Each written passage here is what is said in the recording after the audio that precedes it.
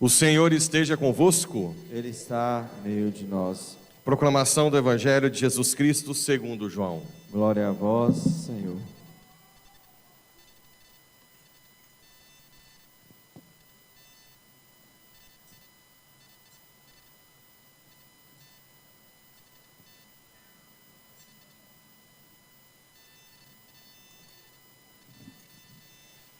Naquele tempo, Pilatos chamou Jesus e perguntou-lhe: Tu és o rei dos judeus? Jesus respondeu: Estás dizendo isto por ti mesmo, ou outros te disseram isto a mim?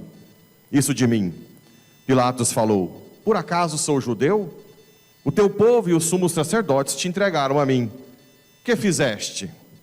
Jesus respondeu: O meu reino não é deste mundo. Se o meu reino fosse deste mundo, os meus guardas lutariam para que eu não fosse entregue aos judeus. Mas o meu reino não é daqui. Pilatos disse a Jesus: Então tu és rei? Jesus respondeu: Tu o dizes, eu sou rei. Eu nasci e vim ao mundo para isto, para dar testemunho da verdade. Todo aquele que é da verdade, escuta a minha voz. Palavra da salvação. Glória a vós, Senhor.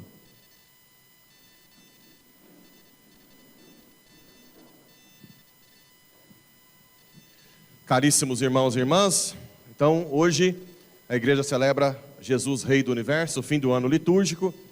E como eu falei no início da Santa Missa, Jesus sempre se escondeu e se esconde dos orgulhosos. Por quê? Porque o pecado original é: comas e serás como Deus. E a única coisa que separa a gente de Deus é querer ser Deus. Mais nada. Pior que tem gente que fala: mas eu não quero ser Deus. Quer. Quando a gente não quer falhar, quando a gente não quer errar, quando a gente não quer receber crítica, correção, tudo é fruto de querer ser Deus, porque só Deus é perfeito. Então o único pecado que não tem como entrar no céu é você querer ser Deus. É aquela famosa pessoinha, né? Eu nasci assim, vou morrer assim. E ai de quem quiser me corrigir. Quem quiser me aceite como eu sou. Isso é um veredito para o inferno, é uma condenação total, né? E eu não quero ser como eu sou hoje daqui 2 anos, 1 ano. Quero estar mais santo, né? Daqui 5 anos, 10 anos. Quero ser totalmente diferente. Não em princípios, mas de corresponder. Porque não pensem em vocês que as homilias que eu faço, eu sigo à risca tudo certinho. Eu assusto também. Eu tenho que depois lutar para correr atrás do que Deus me inspira. Porque eu também sou um mísero pecador miserável, né? Eu preciso de me converter. Agora, eu também não posso fazer homilia no meu nível, medíocre. Porque pode ser que tenha alguém no meio de vocês que é muito mais humilde que eu, e eu estou fazendo a homilia para essa pessoa ser santa rápido, né? E oxalá, se essa pessoa chegar à santidade rapidamente, para mim é uma alegria, eu não fico com inveja não. Porque um santo que aparece aqui, puxa todo mundo. A gente tem eu vou falar sobre isso, ao longo das últimas décadas, essa luta, né? De um contra o outro que vem sendo disseminada na sociedade. A gente acha que uma pessoa que se destaca, tanto no trabalho quanto na santidade, é uma ameaça. Não é ameaça, é uma ajuda. Quando eu ouço um leigo, em algumas confissões, ou na direção espiritual, falando coisas altíssimas, eu não fico com inveja, eu falo: uau, eu quero chegar. Isso me estimula, né? Dá mais força, vem, é possível. O que você fala não é teórico. Eu sei que quando eu dou exemplos aqui, eu dou exemplo de pessoas muito, muito alto nível. Eu também assusto. Será que eu conseguiria fazer o que essa pessoa faz? Não sei, depende da graça, né? Mas eu não posso deixar de dar exemplos de pessoas de alto nível de espiritualidade. Eu não vou dar exemplo só da minha vida, porque senão ia ser uma homilia medíocre, a meu nível. Por isso que eu falo que essa questão de eu adoro Deus no meu quarto, não existe isso, isso é mediocridade. É você nivelar Deus à sua pessoa. Na verdade, o Deus é você. Agora, eu, por exemplo, aqui na igreja, eu estou o tempo inteiro confrontando a minha vida com pessoas, tudo bem, que estão muito longe de Deus, é verdade, mas eu também estou confrontando a minha vida com pessoas que estão dando show. E isso me faz entender que a graça está agindo, me dá esperança, né? Quando eu vejo uma pessoa reagir de uma forma extraordinária, eu falo, uau, o Espírito Santo age mesmo. E às vezes pessoas que eram totalmente afastadas antes, mas como são humildes, o Espírito age rapidamente. Bem, então Cristo se esconde. Na Eucaristia, por exemplo, o ostensório, a gente coloca o ostensório bonito, para dar um plus, né? Mas na verdade Deus é aquilo que parece pão. Quem que é o grandão que vai acreditar que ali está o Senhor do universo? Quem que acreditar que ele nasceu na manjedoura? Que ele cresceu por 30 anos numa família de carpinteiro? Ele se esconde. Agora, o fato é, a nossa sociedade tem cada vez mais se afastado da verdade dele, as injustiças têm aumentado muito, e vai chegar um momento que ele vai voltar, não mais escondido, mas poderoso. Um dos motivos da volta de Cristo, que eu falei, é amedrontar os tiranos, aqueles que perseguem, né? Aqueles que usam do poder para destruir a sociedade, para perseguir, prender sem motivo, e assim por diante. E ao mesmo tempo consolar quem sofre, sofre injustiça. Antigamente, a gente via na televisão, agora eu nem vejo tanto esses canais, mas, por exemplo, tinha gente que estava no corredor da morte lá nos Estados Unidos para morrer por anos, e depois descobriu que era inocente.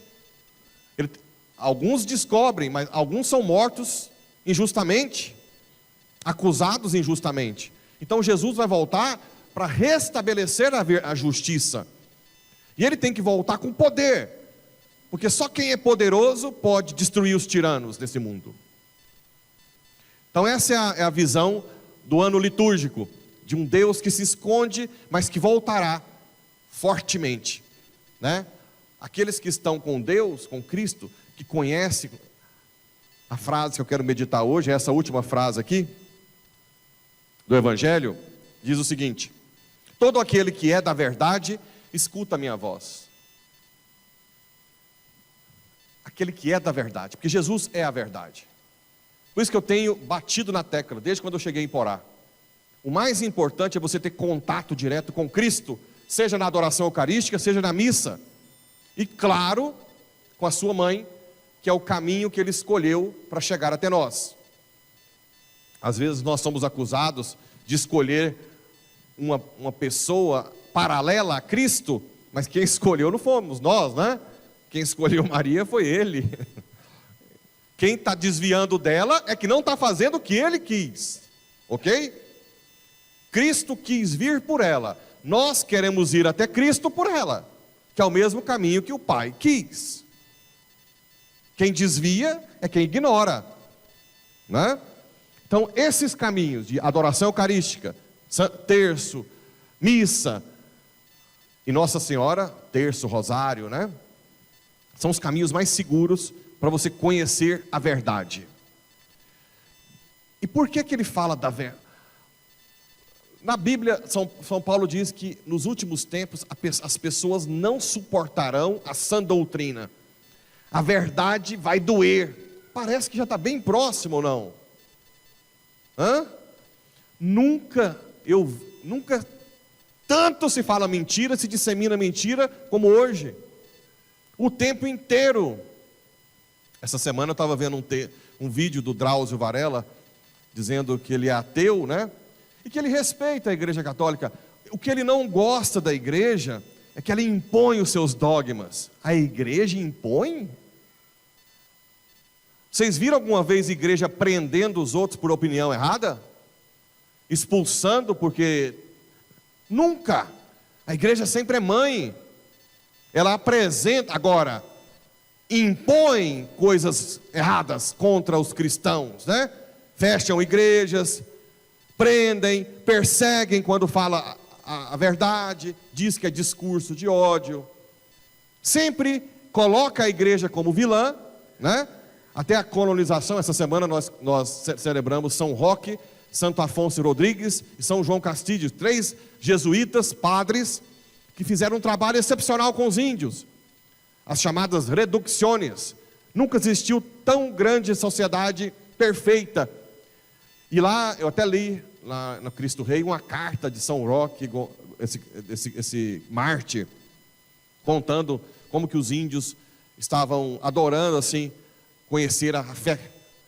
Mas não, os livros de história colocam que a igreja veio dizimar os índios, impor essa fé violentamente. Olha que nível que chegamos. Eu nunca imaginei.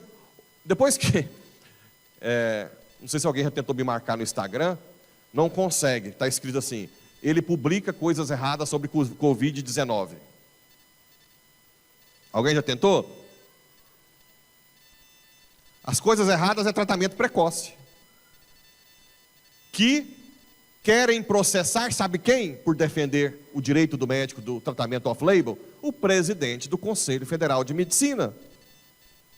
O cara que é responsável pelo órgão que rege a medicina, processado por alguém que não sabe nem o que é, nem a hora que está com fome.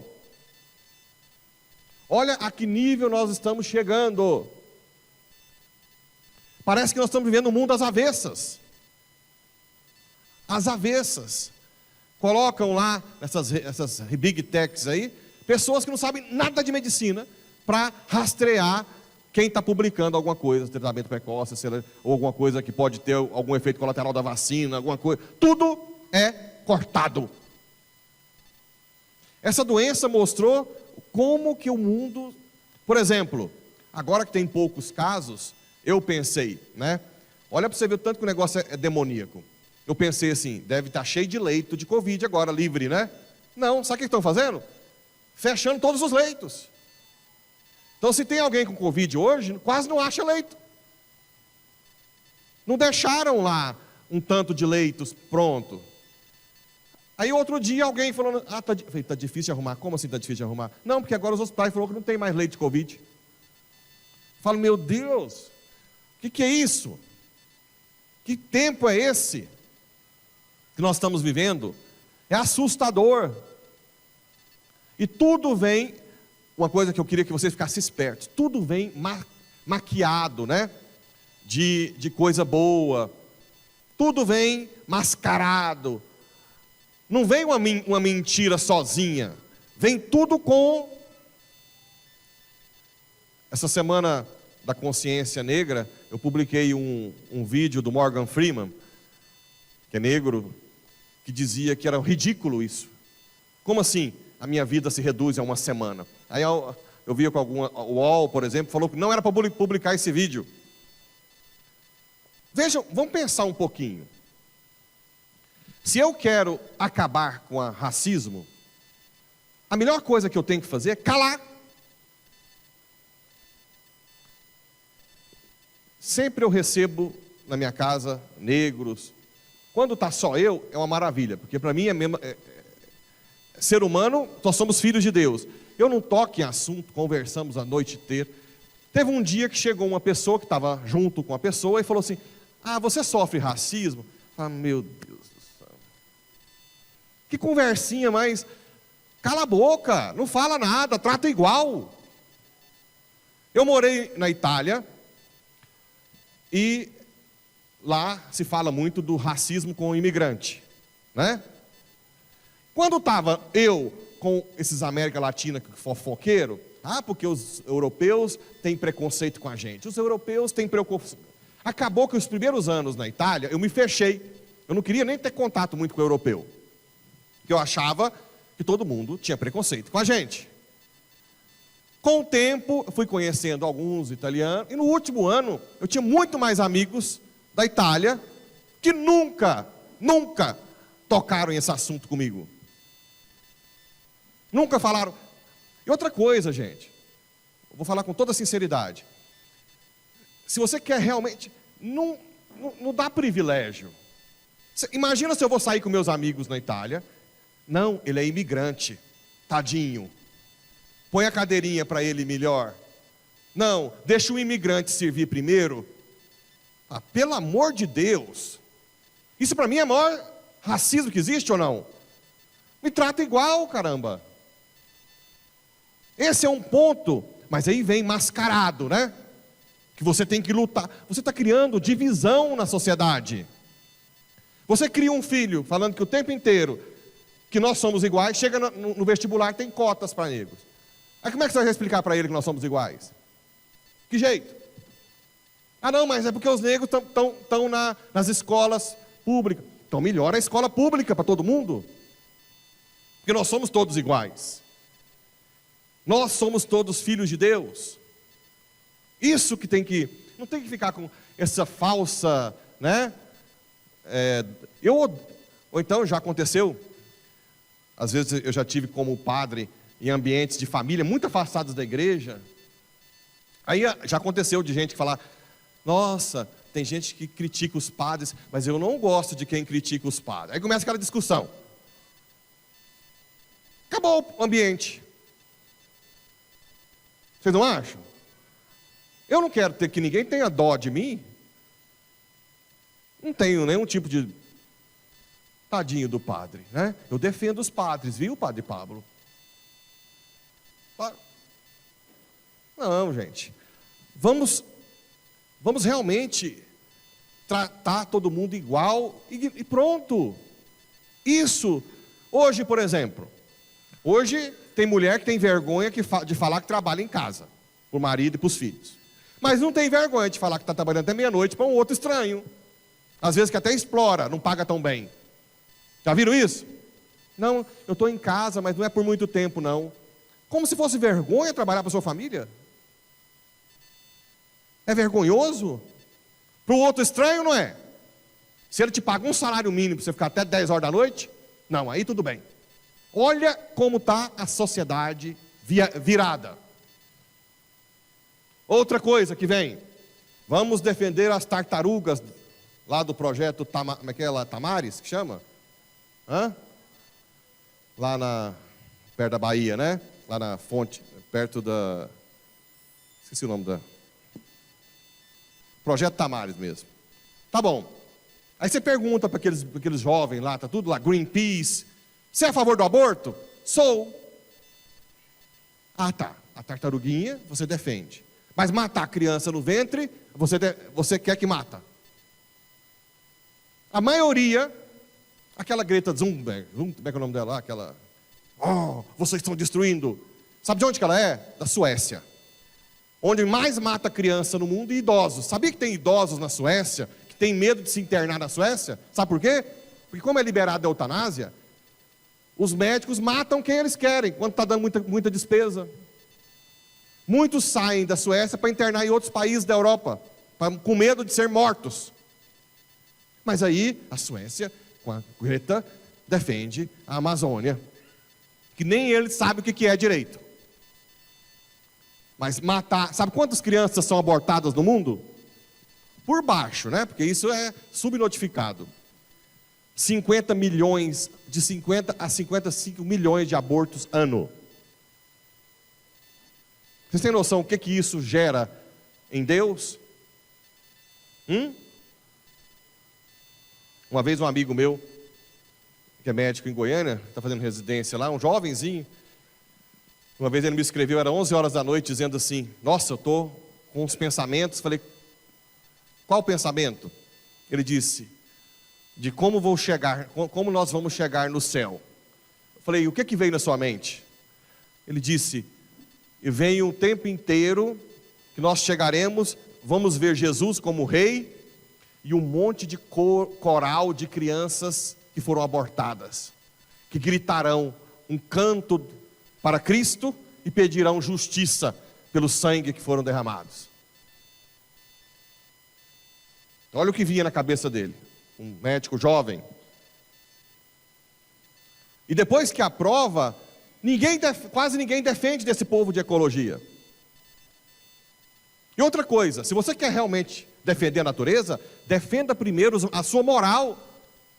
Você tem que converter o cortador de árvore. Porque se ele é convertido, ele vai fazer as coisas bem feito. Você tem que fazer a pessoa ter temor de Deus, amar a Deus. É a conversão que muda tudo. Nós estamos vivendo momentos dramáticos. E sempre com uma máscara, né? Uma máscara. Agora, por que isso? Porque estão investindo bilhões de dólares lá em cima para destruir a sociedade, diminuir o número de pessoas, destruir a família, colocar o negro contra o branco, o rico contra o pobre. Quanto tempo a igreja ficou defendendo o povo para pegar foice e tomar a fazenda? Vocês viram? Agora que graças a Deus está diminuindo isso. Às vezes até padres estimulavam a pegar uma foice e invadir. Olha que absurdo. Como se fosse culpado. Agora, eu não sou contra, eu não sou a favor de exploração também de quem é avarento. Agora, a gente tem que converter o dono da fazenda, converter o empresário, não é arrancar a propriedade privada. Até porque se destruísse todos os fazendeiros, todas as empresas, quem ia dar emprego? Todo mundo ia ficar desempregado, nós íamos passar fome, todo mundo. Se não fosse os fazendeiros agora na pandemia, o Brasil estava quebrado. É necessário o povo trabalhar, ter os empresários. Agora, se eles são avarentos, se tratam mal os funcionários, pagam mal, vamos convertê-lo. Vamos rezar por eles, para que se convertam, né? Porque um empresário convertido, quantas famílias não ajuda? Pagando bem, cuidando. Essas são as verdades que a gente tem que desconstruir um pouco. Tudo que está sendo disseminado, que tem como intuito simplesmente nos dividir. Criar uma sociedade totalmente dividida. Por quê? Porque aí sim, esse controle mundial que eles querem fica mais fácil. Com menos gente e todo mundo separado, brigado, né? Um revoltado com o outro. Quem é que vai juntar forças para resistir? Quem? Por isso que eles atacam a família, porque a família unida resiste. A igreja, porque os católicos convertidos resistem. Nós celebramos agora São José Santos, um garoto de 14 anos, que a igreja resistiu no México contra o ateísmo. Um jovem que lutou pela fé. O católico convertido, ele dá vida, ele morre pela verdade. Eles sabem disso. Quem tem Deus no coração, prefere o céu do que ir para a mentira. Morrem de medo da igreja. Por isso atacam, difamam, caluniam, né? Temos muitos erros? Temos. Temos padres, bispos que fazem escândalos, sim. Mas também por que a mídia não aponta, não vai lá na África? Tem umas irmãs que me escrevem da África, tem uma lá que é da Alemanha, não sei como é que ela sabe português. E ela me manda a foto dos menininhos que ela toma conta, aqueles menininhos que sofreram amputação de perna, porque lá tem mina, né? Uma irmã também do sul, que está há anos sem ver família. Anos, e não tem nem previsão, porque não tem dinheiro para vir no Brasil. Cuidando dos meninos até a morte. Por que a mídia não vai lá? Só aponta quando tem um escândalo. Os padres perseguidos na China. Eu estudei com os chineses lá, que hoje ele é padre, chama Li Jiu. Os pais dele tinham um porão onde estudavam seminário, escondido, porque se descobrisse matava. Esse povo que morre lá, um outro chinês, a gente põe o nome dele, a gente chamava de Paulo, que também já é padre hoje, um santo padre. Toda vez ele me encontrava, reza pelo meu bispo, está 17 anos preso. 17 anos preso na China. E ninguém fala nada, né? A China é exemplo para todo mundo. Que mundo é esse que nós estamos vivendo? Por que não mostra tantos que estão aí nos ribeirinhos, né? Na Ásia, na África, religiosos, santos? Esses ninguém vai descobrir. Ninguém. Essas filhas da Madre Teresa de Calcutá, que tem no mundo inteiro, cuidando dos pobres, no silêncio, no amor. Não, Por quê? Porque quer denegrir a imagem da igreja, quer destruir, quer que a igreja perca a sua credibilidade. Por isso que quando eu falo a verdade, vem a mídia, né? Até aqui no Iporá, né? Não teve uma mídia aí no Brasil todo, quase. Por quê? Porque eles querem, que aquele padre seja destruído a sua imagem. Porque ninguém vai segui-lo. O demônio quer destruir a credibilidade da igreja.